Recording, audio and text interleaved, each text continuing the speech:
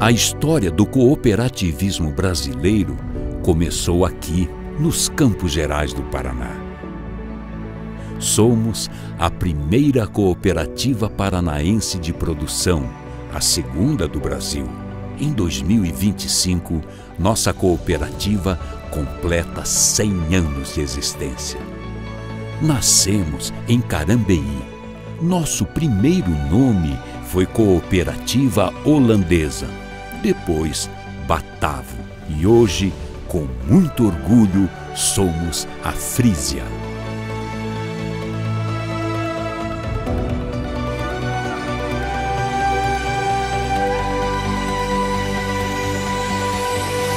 Quando a cooperativa nasceu em 1925, Carambeí já tinha sido fazenda e pousada de tropeiros, até o dia em que se tornou colônia de imigrantes. A Brasil Railway Company construía a estrada de ferro São Paulo-Rio Grande do Sul, na altura dos Campos Gerais. Ao mesmo tempo, em Irati, na colônia Gonçalves Júnior, os imigrantes holandeses Verschoor e Vriesman enfrentavam dificuldades imensas. Aí, com as desgraças que eles encontraram pela frente lá, e principalmente pela perda de entes queridos, né, de mulher e de filhos, eles falaram: a gente não quer trabalhar e morar nessa mata de araucária, nós não conseguimos viver aqui. Assim que a ferrovia ficou pronta, a Brasil Railway comprou as terras da fazenda Carambeí para começar uma colônia agropecuária. A colônia de Carambeí, ela começa em 1911 e a gente pode dizer que foi com a chegada dos imigrantes holandeses. Eles vieram para cá conhecer, então eles negociaram um terreninho, né, com algumas cabeças de aquele gado pé duro, que a gente chama, né, sem raça nenhuma, que mal dá 2 litros de leite, ou dava muito 3 litros de leite, e eles começaram a vida assim. Os fazendeiros daqui da região, quando souberam da vinda de imigrantes holandeses, falaram: daqui a pouco nós vamos comprar essas áreas lá, porque aqui nada, aqui não dá certo, né? Vamos plantar, o gado vai morrer de fome. Então eles já estavam, digamos, prontos, já tinham entre si combinado, né? No que eles quebrarem, nós vamos comprar essa área que a companhia ferroviária vendeu para eles, né? Os Verschoor e os Vriesman foram os primeiros imigrantes holandeses a vir para a colônia. Várias famílias holandesas já estavam estabelecidas quando Art de Geus chegou acompanhado de 30 familiares. Era uma pessoa muito austera, muito boa, mas tinha que andar na linha, né? Isso era o base, o princípio, né?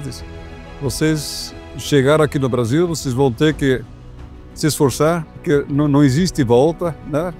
E daqui para frente, todo mundo no seu trabalho, precisarem de auxílio, eu estou aqui para ajudar, mas vamos constituir uma comunidade forte. Ele vendeu tudo que ele tinha na Holanda, ele transformou todo esse capital em ouro e veio com esse ouro aqui para o Brasil.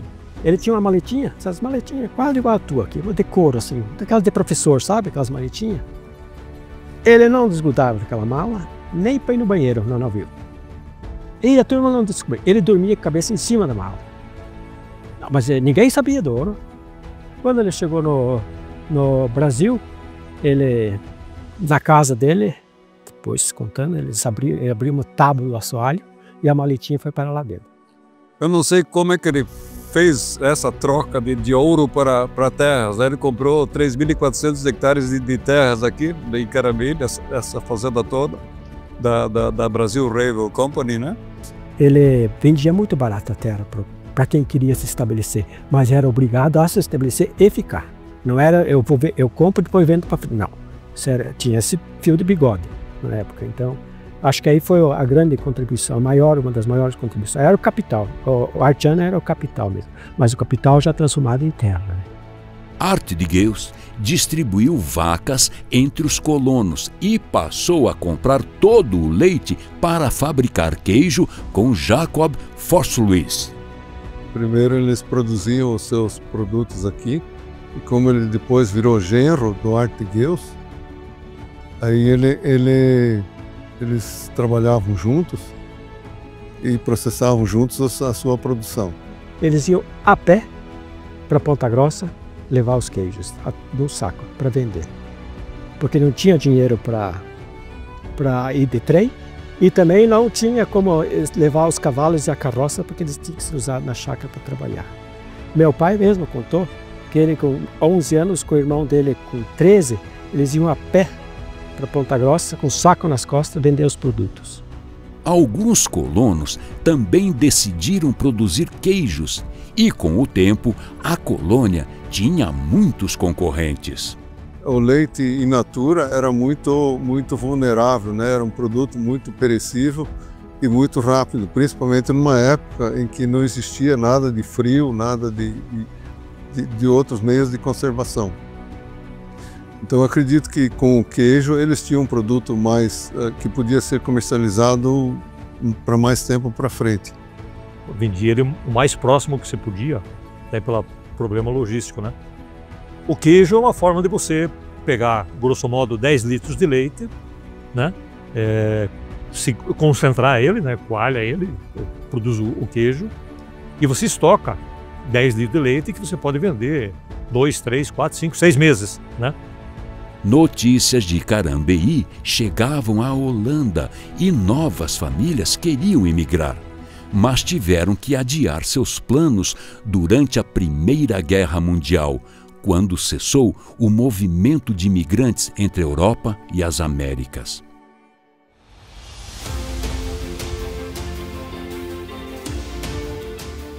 A colônia se manteve unida em torno do trabalho, da educação das crianças e da igreja holandesa reformada. Eles buscavam a fé lá de cima, né? Dizia, pronto, o desespero era grande, isso aqui minha mãe me contava, né? Eles se reuniam num canto, não tinha igreja, oravam, cantavam, e um ia estimulando o outro para continuar, né? Para perseverar. Então a fé foi muito importante. Além de ser o primeiro queijeiro de Carambeí, Jacob Forsluyz era o professor da comunidade, como bem lembra o seu neto. Eu acredito que desde pequeno a necessidade de saber alguma coisa, pelo menos ler, escrever e fazer algumas contas, tinha que acompanhar as pessoas. E uma das coisas então que ele fez foi dar aula. Enquanto as crianças eram educadas, os colonos buscavam conhecimento para explorar melhor a terra da região. Mas não somente técnicas arrojadas vindas de fora, né? Eles ouviram também pessoas que eram nativas dessa região, né? Comunidades ditas caboclas que habitavam aqui, né? Que são comunidades miscigenadas do período colonial.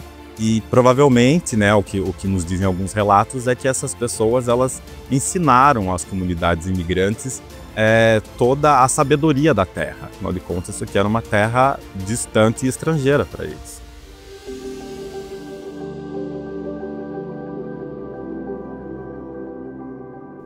Os produtores de queijo continuavam a concorrer um com o outro e, volta e meia, isso dava problema. Aqui tudo estava em paz, né? Ninguém, quando ia para Ponta Grossa, para Castro e mais tarde para Curitiba. Não, Curitiba acho que não iam, mais Ponta Grossa. Eles percebiam, né? Pô, um está concorrendo com o outro, né? Daí um de Deus lá tinha um preço, depois eu lá, vendia um pouco mais barato. Eu Verscora um pouco, né? Um preço diferente, dava um prazo assim. Assim começou a surgir um pouco de intriga, né? De discussão entre a própria comunidade. A prática da fé era numa casa, ou era numa sala, era de uma casa de alguém, e todos iam lá, né? E como todos eram assim, de boa fé, ou cultivavam a fé, né? Eles iam lá. E lá apareciam as desavenças, né? Nessas idas para a igreja nos domingos, então, depois do culto, vinham as conversas e... Pô, vocês estão indo bem, mas nós aqui estamos penando, né?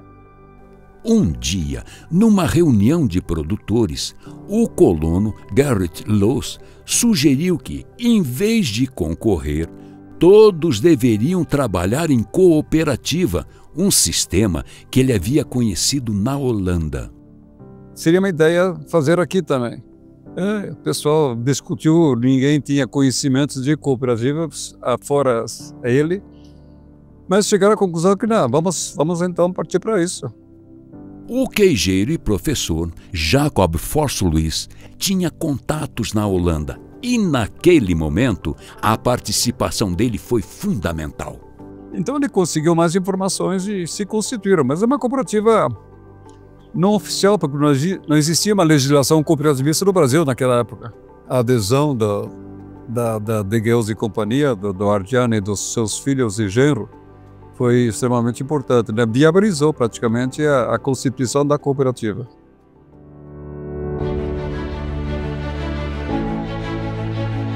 A cooperativa nasceu com o nome de Holandesa no dia 1º de agosto de 1925 e, nesse mesmo ano, construiu sua primeira fábrica.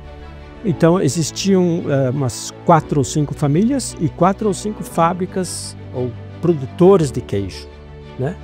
Aí o meu bisavô, junto com meu avô, então Artian de Geus com Leender de Geus, em companhia então com Jacob Vorsluis, montaram a primeira De Geus e companhia, que era uma fábrica de queijos, então, né? Ali foi uma produção, então, a primeira produção de queijos. Os produtos da cooperativa logo passaram a chegar ao mercado com a marca Batavo, fácil de pronunciar, forte, destinada a fazer história. Batavo por quê? Porque era uma tribo da antiga Holanda, do sul da Holanda. Esse pessoal que tinha chegado aqui, meu avô e os Loos e os Vrisma, vieram tudo da região sul da Holanda, que antigamente eram habitados pelos batavos. A consolidação da marca Batavo teve que vencer desafios, entre eles a recessão mundial após a quebra da Bolsa de Nova York e a desativação da ferrovia com a revolução que levou Getúlio Vargas ao poder. Na época da grande recessão mundial, né, eles ficaram estocados com queijo, porque não tinha mais venda aqui na região. Eles vamos levar para São Paulo. Mas os trens também estavam parados e tiveram que levar o queijo para São Paulo com um caminhãozinho pequeno. 2 caminhãozinhos pequenos. Eram estradas muito ruins e era no verão, muito calor, mas depois de 4, 5 dias chegaram em São Paulo e quando abriram a carga, quase todo o queijo estava estragado. Conseguiram vender uma pequena parte, foi uma frustração total.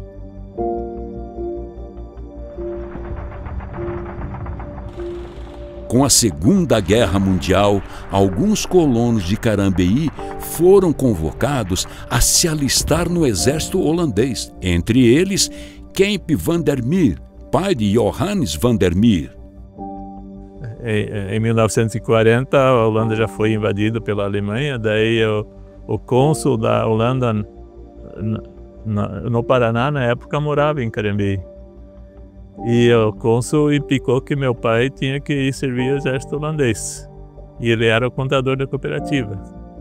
Daí o presidente da cooperativa na época, o seu Leender de Geus, e o seu Jacob Vorsluis e o secretário, que acho que é o seu Gerrit Kloss, foram falar com ele: não, a gente precisa do Kemp aqui para a contabilidade da cooperativa, né, dispense ele, que ele...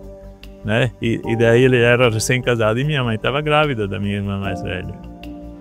Mas o cônsul foi se queixar para o delegado de Castro, delegado de polícia, que os presidentes, secretários, diretores da cooperativa estavam insurgentes contra uma nação amiga do Brasil e mandou o delegado prender os 3. Prendeu o seu Leender de Geus, o avô do Gilberto, né? O seu Jacob Vorsluis e o terceiro. Levou para a delegacia em Castro. Daí o seu Leender de Geus conhecia muito bem o governador do Paraná na época, que já tinha vindo várias vezes a Carambeí comprar touros holandeses do seu Leender. Eu tenho direito a uma telefonema, né? Todo preso tem direito a uma telefonema. Eu quero falar com o governador. O delegado ligou para o Manuel Rivas, passou o telefone para o seu Lênin Miguel, o seu Lênin contou. Deixa eu falar com o delegado. Delegado, esses holandeses são meus. Solta ele já. Foi para a guerra, minha mãe grávida, minha mãe foi morar com a mãe da Dani. Ele saiu em início de 43 e voltou só final de 45, que minha irmã já tinha quase mais de 2 anos quando ele voltou. Bom, em 41 foi inaugurado a segunda fábrica, né? E isso já era bem mais completo, porque as primeiras fabriquetas eram muito rudimentares. Aí conseguiu se aperfeiçoar, né, nos produtos e foram crescendo. Eu cheguei a trabalhar na fábrica. Eu era pequeno ainda, tinha uns 10 anos. Eu ia lá bater manteiga na batalha. Nós tirávamos leite à mão. Até 80 anos quase tirei leite à mão. Antes de ir para a escola, um dia meu irmão levantava cedo para tirar o leite de 2 vacas, no outro dia era eu. Tá, nós temos 3 anos diferentes.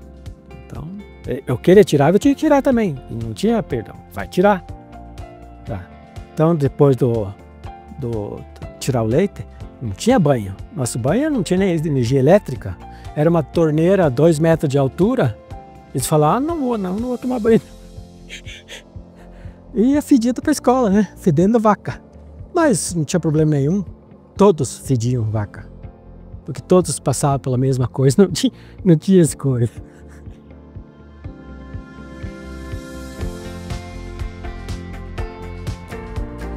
No período pós-guerra, novas famílias de imigrantes chegavam a Carambeí. Entre elas, a família Dijkstra, que trouxe um touro puro de origem e o primeiro trator com pneus de borracha. O rebanho leiteiro melhorou e o trabalho na agricultura ficou mais fácil. Bom, quando nós chegamos aqui, era a agricultura, a pecuária, tudo era uma questão de subsistência para sobreviver em cima disso aí, e não muito mais do que isso.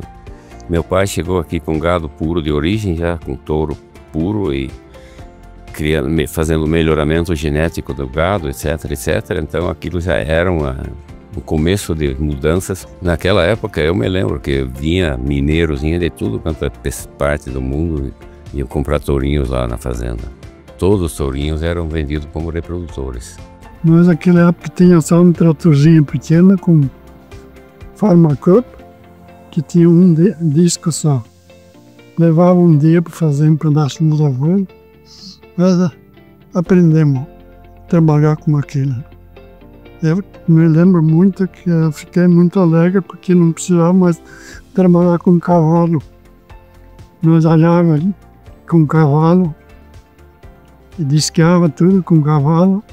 Com 12 anos eu já comecei a trabalhar com trator e meu pai tinha falecido, então os irmãos também, então vamos trabalhar e fazer a propriedade.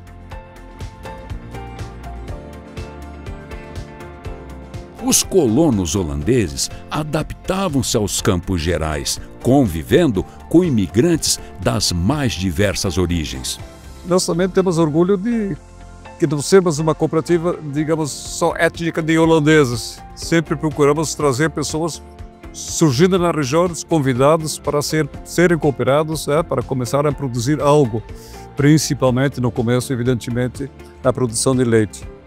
Um outro fator foi também a chegada de imigrantes das Índias Orientais holandesas, né, que eram, em sua maioria, fazendeiros das plantations, né, que eram encarregados de cuidar da produção agrícola na Ásia para a metrópole holandesa. E nesse sentido, muitas técnicas que eles tinham também, técnicas tropicais e subtropicais por conta da proximidade, né? Então a associação de muitas pessoas de outros lugares, etc., influências, e um ambiente agradável porque todo mundo queria crescer e todo mundo era bem-vindo, isso aqui também, isso faz com que a pessoa também se adapta fácil, né? Quando a comunidade, a colônia holandesa fazia, por exemplo, uma festividade cívica ou um evento comemorativo, eles comiam uma comida que pudesse unir todos, né? E essa comida era, obviamente, o churrasco no espeto de pau, que é tão tradicional da nossa região, né? Uma herança tropeira, não só tropeira, mas também uma herança da comunidade campeira que existia nos Campos Gerais.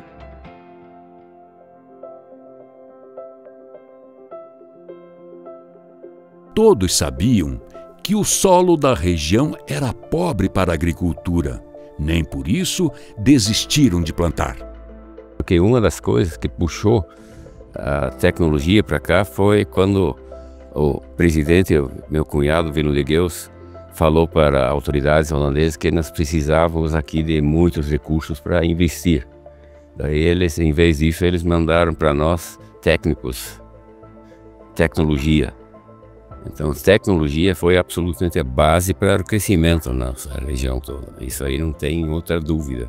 A única coisa que eles mandaram foi um agrônomo, ou um técnico, então, em agronomia, que foi o primeiro que veio, e que lhe ensinou um pouco, então, de como trabalhar essa terra boa que nós temos debaixo dos nossos pés aqui.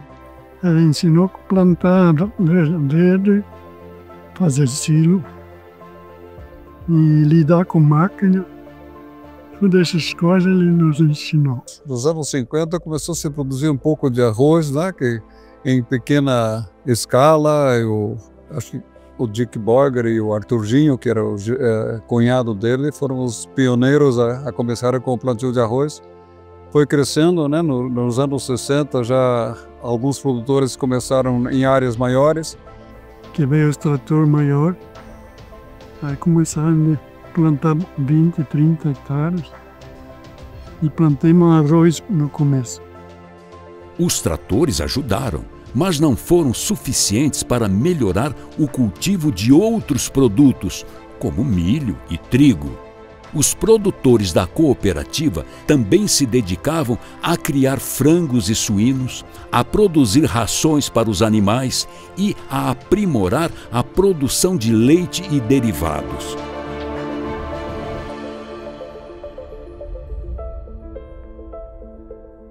Na segunda leva de imigrantes holandeses, formou-se uma nova colônia às margens do rio Iapó, onde nasceu a cooperativa Castrolanda. Esse pessoal já veio um pouco mais estruturado que o pessoal aqui de Carambeí. Eles formaram a cooperativa já na Holanda, que eles vieram para cá de uma forma já mais estruturada. Essa foi uma melhora muito grande para nós, porque eles ensinaram a coisas mais modernas, né? Naquela época nós não sabíamos, nós fomos criados assim, sem saber como é que trabalhar. E lá veio a tecnologia, ensinou-nos a trabalhar.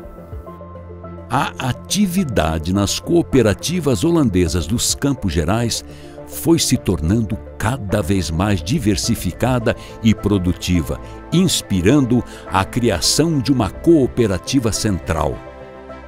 Em 1954, daí depois que já tinha 4 anos a Castrolanda, daí resolveram a Batalva e a Castrolanda fundar a Cooperativa Central de Laticínios do Paraná, que pela legislação precisava de 3 cooperativas, o governo abriu uma exceção que 2 só pudessem abrir uma central.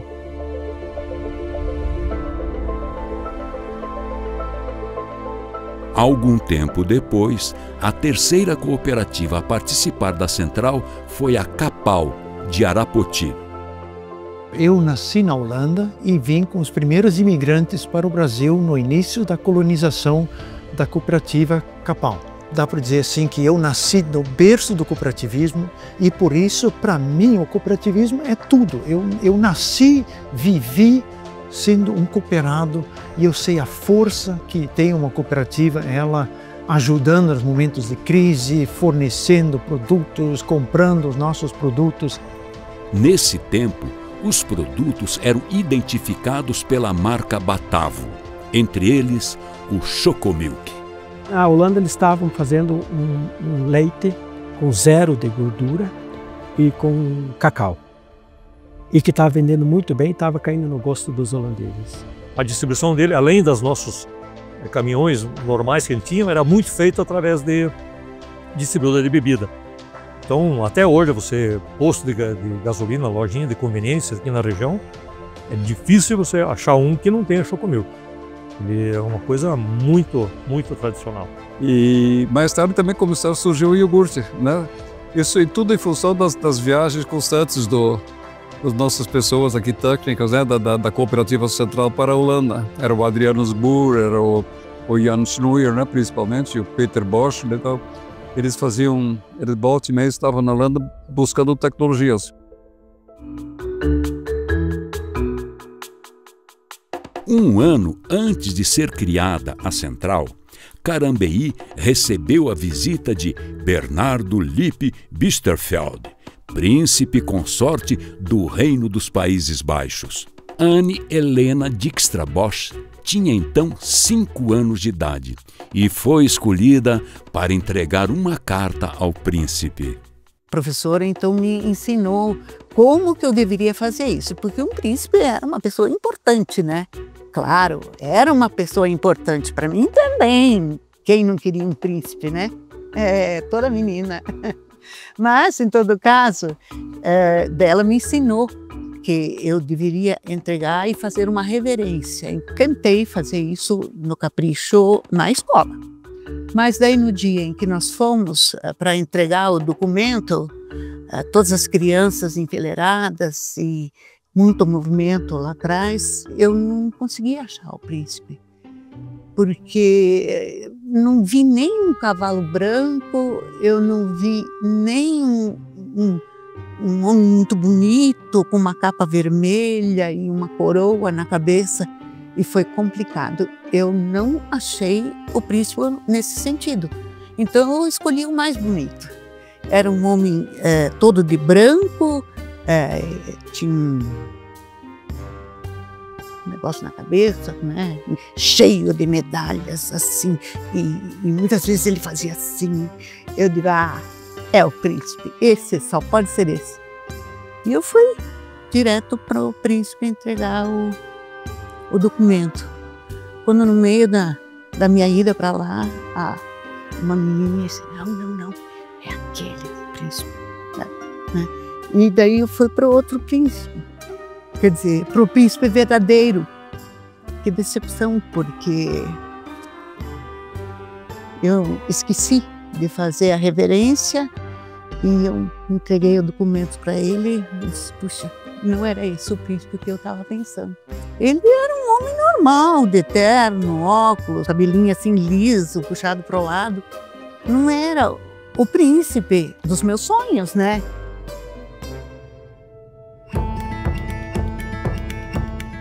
Os avanços tecnológicos progridem, trazendo grandes benefícios para os produtores da cooperativa. A inseminação artificial, por exemplo. Os primeiros que fizeram, eu não lembro em que ano que foi isso, mas também foi no final dos anos 50 do século passado, a cooperativa Castrolando montou uma central de inseminação. Então ela tinha alguns touros, esses touros forneciam sêmen, naquele tempo o tal chamado sêmen refrigerado, e esse sêmen era distribuído para alguns produtores que faziam inseminação. A inseminação foi muito importante, porque esses touros holandeses ficavam muito bravos. Não tinha jeito de lidar com o bicho. Ainda mais quando deixava ele separado das vacas, né? Ele ficava muito bravo. Mais tarde, e se não me engano isso foi em 65, 66, começou a vinda de sêmen congelado dos americanos. E isso evoluiu, hoje nós usamos desde sêmen congelado, fertilização in vitro. Os animais portadores dos melhores genes, a gente multiplica muito mais rápido. Em vez de cruzar ela uma só com um touro, a gente faz uma superovulação nela e tira vários filhos dela, e com isso tem um progresso genético muito mais rápido. Os volumes de leite aumentavam de forma constante, levando a central a lançar novos produtos no mercado, ao mesmo tempo em que o plantio direto chegava aos Campos Gerais. Eu contratei em 75 Hans Peter, na Holanda, para nos ajudar a desenvolver um sistema de cultivo de poder continuar fazendo agricultura. E assim surgiu na agricultura, porque ele trabalhou na Inglaterra em plantio direto. A erosão era dramática, o solo se perdia com cada pancada de chuva e os terraços naquela época, que aliás já foram implantados através do Departamento de Assistência Técnica da Cooperativa Central. O Departamento de Conservação do Solo implantou muitas curvas e bases largas dentro da região. Isso ajudou tremendamente a controlar a erosão, mas mesmo assim as pancadas de chuvas foram tremendo, com mais de 100 milímetros em meia hora. Então o produtor estava perdendo, mas não tinha solução naquela época. Quando se plantava no início trigo e soja, também se queimava a palhada do trigo. Então, com o evento plantio direto, veio um sistema de você conseguir plantar no meio dessa palha. Isso foi a revolução da agricultura de um país tropical igual ao Brasil. Plantio direto é a cópia do que acontece no mato. Só que nós colhemos, deixamos toda a palha e ali a coisa vai desenvolvendo, vai começar a aparecer minhocas e outros animaizinhos. Mas isso aqui, para muitos parece um sonho, mas é uma realidade. Foram pioneiros produtores em plantio direto, em solos arenosos, argilosos, que descobriram modalidades diversas. De fato, esta introdução de rotação de cultura e a conscientização da importância da palha, este foi a maior razão do sucesso. Então começou a ser com milho também. Isso foi muito importante, né? E lá no fim dos anos 60 com soja. E aí houve a grande explosão, né? Nos anos 60, 70, aí deu um crescimento fenomenal. Foram adquiridas novas fazendas naquela época, né? Novas áreas, Tibagi, aqui da região de Carambi, Ponta Grossa, Palmeiras. Então, aí a cooperativa realmente teve um desenvolvimento muito, muito forte. Com o plantio direto, a agricultura expandiu-se pelos Campos Gerais. Em Tibagi, por exemplo, a cooperativa estimulou o plantio, instalou um entreposto e unidades de armazenamento e secagem de grãos. Deu um novo ânimo à economia do município. Hoje, reconhecida como a capital nacional do trigo, Tibagi vive uma grande transformação em sua história.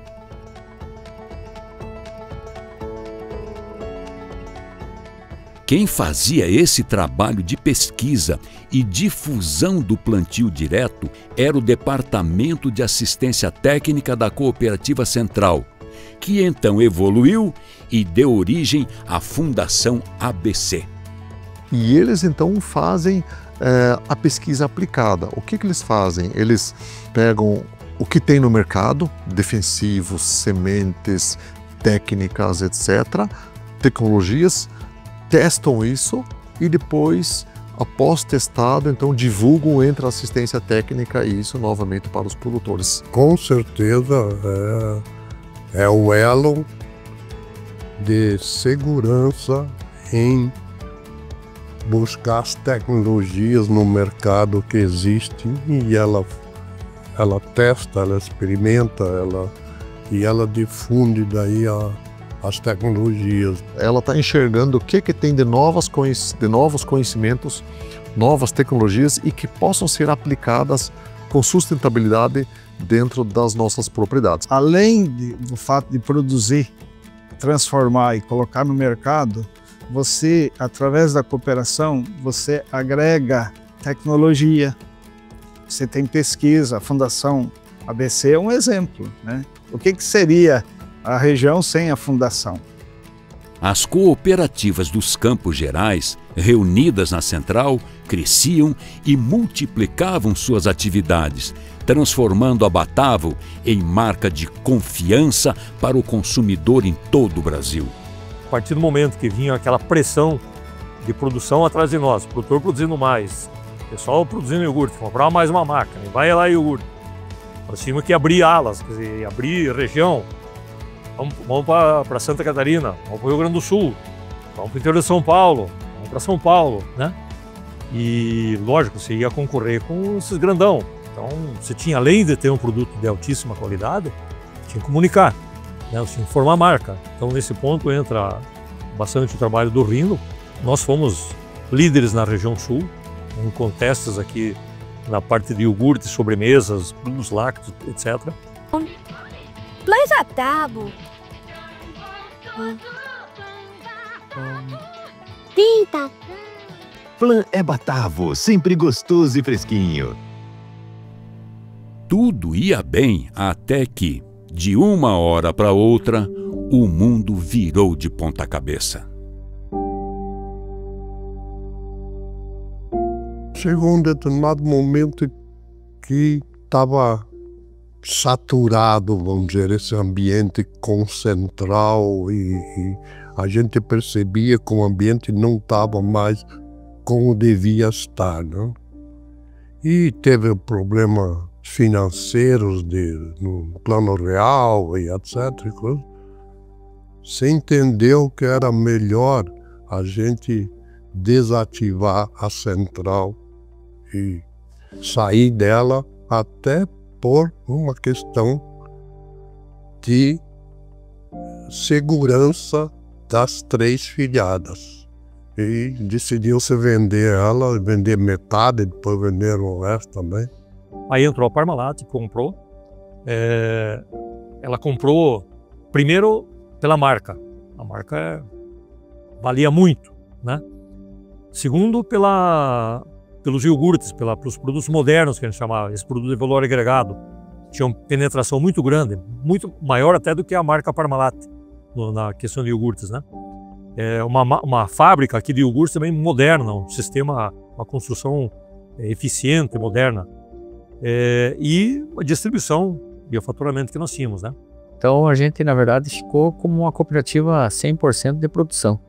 Quando a gente assumiu a cooperativa na época, foi uma cooperativa que ainda não estava assim tão madura no sentido de como ela está hoje, principalmente porque a gente não tinha assim um planejamento estratégico, a gente não tinha assim muitas coisas formatadas para que a gente pudesse realmente começar a direcionar o crescimento da cooperativa para as áreas de interesse, né, dos nossos cooperados.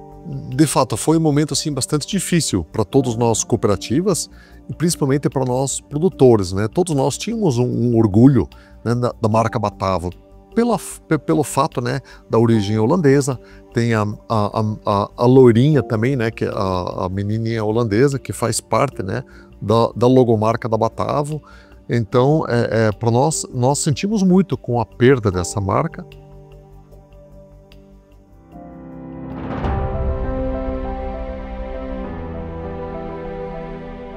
A comunidade precisava voltar os olhos para o passado, buscar suas origens, seus valores e sua alma.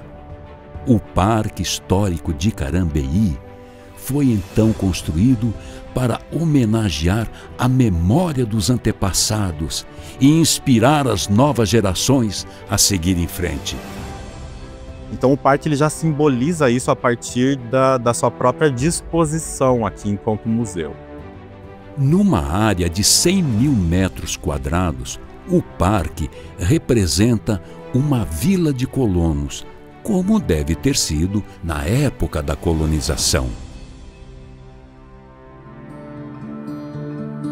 Em contraste com a serena beleza do parque, o mundo dos negócios seguia turbulento. De repente, a estrutura industrial da Cooperativa Central de Laticínios do Paraná, e a marca Batavo foram vendidas.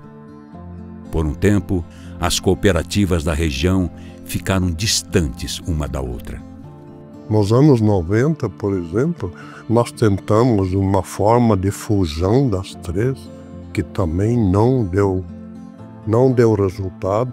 E então a cooperativa Castrolanda, entendendo que a industrialização era importante, ela continuou então essa fase, construindo então uma nova fábrica, né, uma nova unidade de beneficiamento de leite, e ali então nós startamos esse trabalho junto com a cooperativa Batavo naquela época. Então a gente tentou, primeiramente, se aproximar da Castrolanda, tentando fazer uma operação que a gente pudesse virar sócio dentro daquela indústria para poder oferecer as mesmas condições, né, que os produtores da Castrolanda de leite tinham na época, para que esses nossos produtores de leite daqui também tivessem essa mesma oportunidade. Só que isso não avançou muito bem. Então a gente acabou decidindo por fazer nós também, como Frisia, também uma indústria na época. E lógico que a gente começou essa construção, essa indústria, ela foi inaugurada em 2011. Nós sentamos com eles e achamos por bem, escuta, por que nós não industrializamos? Não precisa ser a mesma indústria, a indústria de vocês e a nossa, mas vamos para o mercado em conjunto.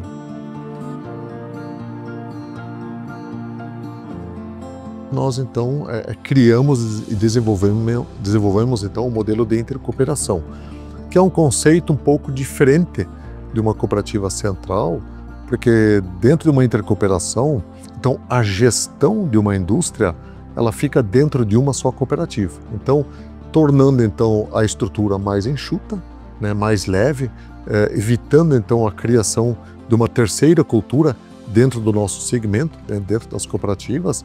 E isso foi um passo de grande importância para nós. Então a gente conseguiu, no primeiro momento, fazer com que o mesmo gestor da indústria da Castrolanda também fizesse a gestão da nossa indústria, para que isso pudesse ser coordenado por uma pessoa só, para que a gente não perdesse valor naquela operação.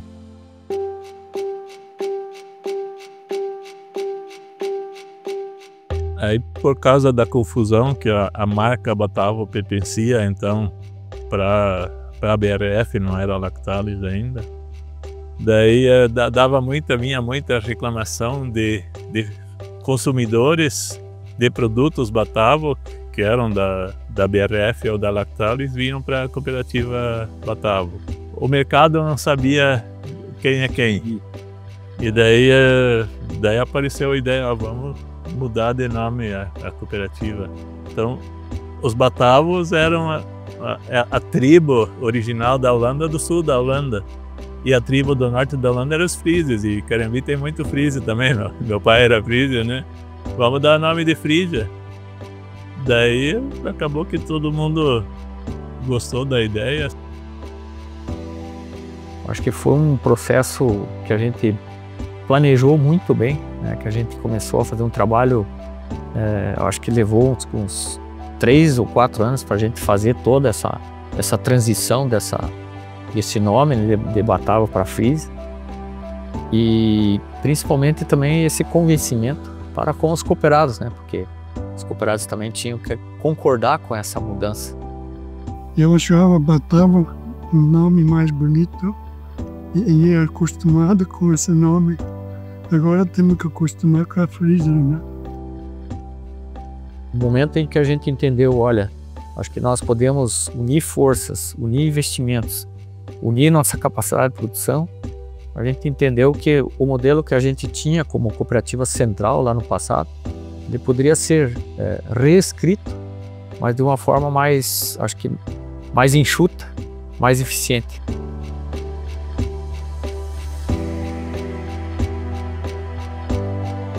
Três cooperativas juntaram o seu melhor, usaram o seu capital humano, o seu nome e renome em prol do objetivo comum, que era agregar o valor ao produto dos associados. Nós criamos então a Union pelo fato que tem custos muito menores, porque ela está dentro de uma cooperativa onde já se tem todas as diretorias, já tem recursos humanos, financeiro, administrativo, já tem tudo. O fato de você ir para o mercado sozinho ou em três faz uma diferença muito grande. Aprendemos bastante e eu acredito que foi um passo correto, muito melhor do que estarmos cada uma individualmente se concorrendo, degladiando. Isso, nós vendemos leite para grandes indústrias, produzimos leite para grandes indústrias. A nossa produção real com a nossa marca talvez é 5%, 10%. O resto, o grosso mesmo, são parcerias que nós temos com grandes marcas, né? Porque para eles é interessante, um leite de altíssima qualidade, uma concentração, uma bacia leiteira. E a coisa foi acontecendo de forma muito natural. E lógico que houve, acho que um entendimento muito bom entre os conselhos das duas cooperativas, porque é uma relação de confiança que a gente tem que construir, né? E eu acho que a gente conseguiu resgatar isso muito bem. Então você não tem um custo novo, você tem uma renda nova. Isso valoriza. Então eu tenho assim, certeza de que esse é o melhor modelo que nós temos hoje de integração no cooperativismo no Brasil. Sabemos de que nós fomos os precursores desse modelo, né? Hoje exemplo para o Brasil inteiro. Isso é uma fórmula de sucesso para todo mundo. Frisia, Castrolanda e Capal operam 3 indústrias de processamento de leite, um moinho de trigo e uma unidade de suínos junto com a Aurora e conquista o mercado com suas marcas próprias. A intercooperação inspira novas associações entre cooperativas. Bom exemplo disso é a Maltaria Campos Gerais, instalada em Ponta Grossa. E a tendência de ingressar em outras iniciativas é muito forte.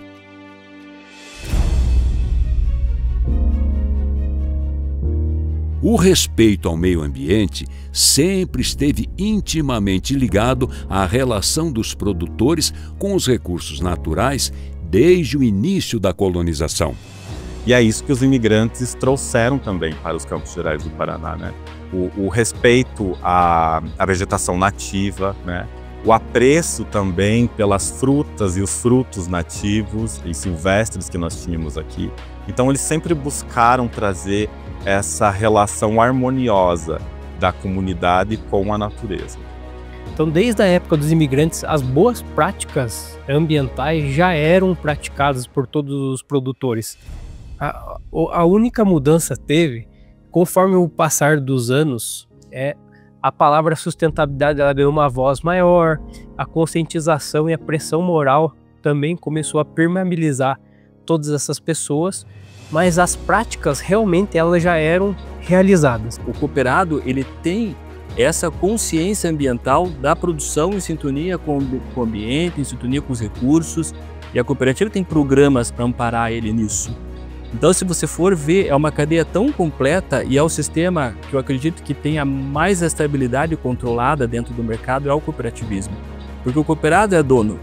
Então, a Frisia hoje ela incentiva e tem domínio sobre a atividade de produção de biomassa, então é uma energia verde através de reflorestamentos de eucalipto, onde realmente elas captam bastante CO2, fixas na madeira para que a gente possa depois utilizar essa energia, essa madeira, para geração de energia e secagem dos grãos, ou produção de ração, ou produção, industrialização do leite.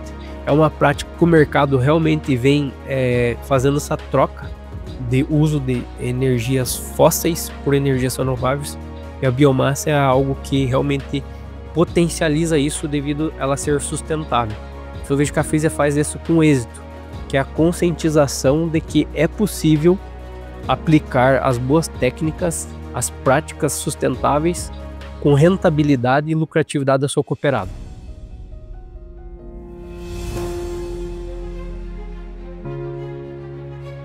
A Frísia prosperava e os produtores sentiam necessidade de mais terras para plantar. A cooperativa, então, começou a desbravar uma nova fronteira em Tocantins. O nosso grande empecilho hoje nessa região, que nós estamos no Paraná, são os preços das terras, não convidativas e até melhor, impeditivas. Então, o produtor está fazendo sua parte, que é produzir cada vez mais numa área do tamanho que ele já tinha. E a cooperativa, então, enxerga de que o nosso único meio no momento de expansão é procurar novas fronteiras em outros estados. Então, assim, a gente tem também hoje situações no Tocantins de produtores que foram para lá, eram produtores do Paraná, que foram para o Tocantins para possibilitar a sucessão. Então, famílias que, com a terra que tinham aqui no Paraná, ela não era de porte suficiente para garantir, né, a sucessão para os 2 ou 3 filhos, e foram para o Tocantins, né, na época que foram. A terra no Tocantins ainda tinha um preço bem mais acessível do que no Paraná, e aí compraram lá propriedades maiores para que a terra depois fosse dividida para os sucessores. Mas a princípio viemos mais por causa que não tinha mais espaço lá, né? A tendência acabou que sendo, ou você vira cada vez menor, vai dividindo o pouco que você tem, mais um filho, logo você vira cada um só fica com um lote lá, vamos dizer assim, né? Por isso que a gente decidiu, não, vamos vir para o Tocantins porque ainda tem espaço, né? Tem uma estrutura, tem técnicos responsáveis, tem os setores que dão confiança e segurança para a gente, né, produzir, né? Fábio entrou na Frísia na safra 16/17, salvo engano. E a Frísia prestou um ótimo serviço. A gente teve uma mudança muito grande na produção. Quando o Fábio faleceu, que a gente teve que assumir a fazenda, se não fosse a Frísia, eu acho que não teria conseguido. Então, meu conhecimento de agricultura era quase zero. Então, se não fosse a Frísia com a Astec, eu acho que a gente não teria continuado. Então, hoje no Tocantins, nós temos praticamente 1/3 da nossa área física do que nós temos aqui no Paraná, temos lá já. Então, lógico que as áreas lá são maiores, os desafios são diferentes, mas continuamos enxergando como cooperativa de que ali está a nossa fronteira. É cada vez maior o número de cooperados da Frísia no Tocantins e todos contam com o mesmo pacote de serviços que a cooperativa oferece aos associados do Paraná. Entre os serviços, a Frísia desenvolve um programa para preparar a sucessão, tanto na cooperativa como nas propriedades dos cooperados.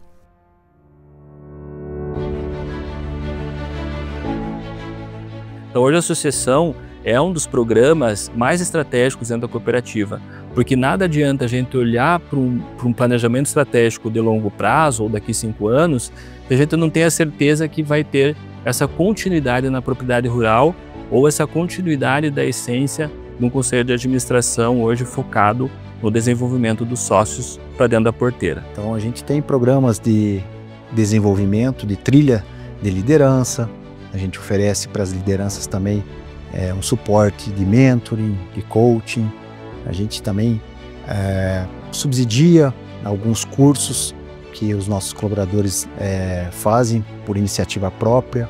Então tem uma série de programas que estão focados, né, no desenvolvimento, na capacitação dos nossos times, nos diversos níveis, né, seja um nível operacional, seja um nível mais técnico, né, ou de liderança. Assim, dentro da Frísia, hoje a gente tem 3 grandes programas que alimentam a nossa base de colaboradores. Então, o primeiro é o do Conselho de Administração, o segundo da gestão da cooperativa e o terceiro, então, é a gestão das propriedades. Esse é o mais importante de todos, né? Porque a gente ter o cooperado significa a perenidade da cooperativa. Então, esse é o que a gente tem uma atenção muito especial, e aí ele também é dividido em duas linhas, né? A primeira delas é gestão patrimonial, é gestão física da propriedade. E aí, junto com isso, então, a gente tem a segunda linha, que é daí a formação do jovem sucessor. Então, a gente prepara o filho, neto, enfim, o sucessor do produtor para que lá na frente ele possa assumir a propriedade. A gente tem várias famílias que estão nesse processo de sucessão, alguns estão entrando, né, e a gente percebe que quando a gente consegue fazer isso de forma planejada, a gente tem muito mais sucesso do que quando a coisa precisa acontecer por alguma situação que muitas vezes não é uma situação que a família quer. Mas quando a família consegue planejar isso, eu acho que o sucesso pode ser muito mais rápido e muito mais consistente. Hoje o meu filho está cursando veterinária, ele trabalha numa outra propriedade porque ele precisava dessa experiência do trabalhar fora um pouco para, quem sabe, depois voltar para dentro da propriedade.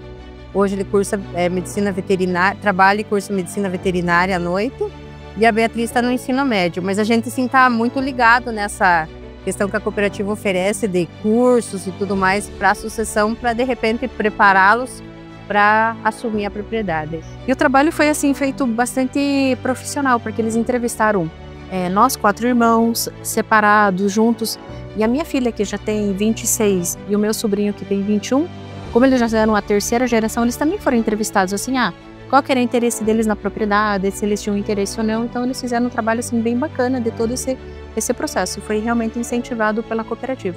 Eu sou otimista por natureza, eu acho que as cooperativas vão crescendo.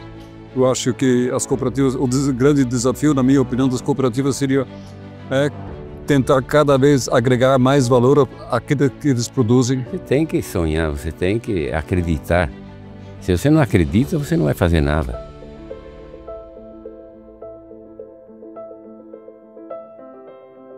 E seja qual for o futuro, os produtos da Frisia virão com os ingredientes de origem que o mercado respeita e valoriza. A experiência acumulada ao longo do tempo, a ousadia de lidar com tecnologia de vanguarda, o espírito de união e esse amor pela arte de produzir com excelência.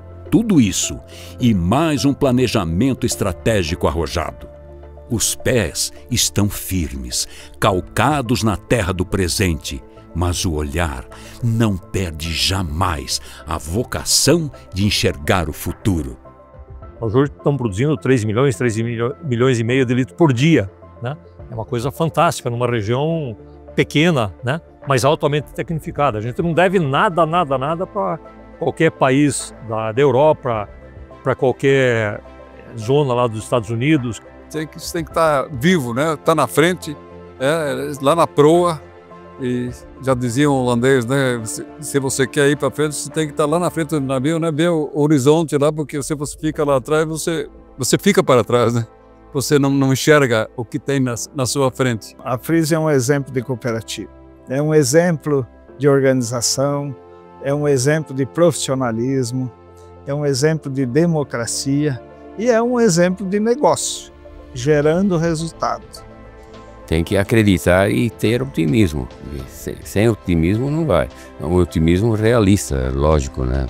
Você tem que fazer a diferença. Eu acho que a gente sempre tem que valorizar o que a gente tem, né, na nossa história. Eu acho que a gente tem que valorizar, acho que o legado, né, que essas pessoas deixaram, porque isso foi com muito trabalho, né? Foi com muito sacrifício, com muita dedicação.